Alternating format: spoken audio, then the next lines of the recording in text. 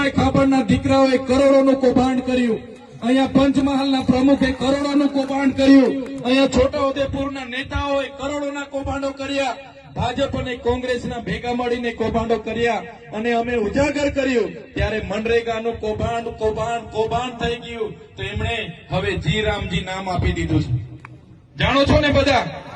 એટલે હવે આપણાથી જી રામજી કૌભાંડ એવું કહેવાય નહીં। ત્યારે સાથીઓ રામ તો આપણા હૈયે વસે છે એવું આપણા સંતો મહંતોએ કીધું છે। ત્યારે આ ભાજપની સરકારને કહેવા માંગીએ છીએ કે મનરેગાનું નામ બદલવાથી તમારા કૌભાંડો અમે ભૂલી જવાના નથી, આવનારી તાલુકા જિલ્લા પંચાયતોમાં એ કૌભાંડોનો જવાબ તમને મળી જવાનો છે। આ ભાજપના લોકોનો બસ ચાલે તો મહાત્મા ગાંધીના, સરદાર પટેલના, જવાહરલાલ નહેરુના જેટલા પણ ક્રાંતિકારીઓના નામે જેટલી પણ યોજનાઓ છે બધી બંધ કરવા લાગ્યા છે। મને લાગે છે આમનો બસ ચાલશે, તમે અમે જાગૃત નહીં થશું તો આવનારા દિવસોમાં આપણી જે ચલણી નોટો છે ને 500, 100, 200 એમાં પણ દાઢીવાળા બાબા આવી જશે। આવશે કે નહીં આવશે?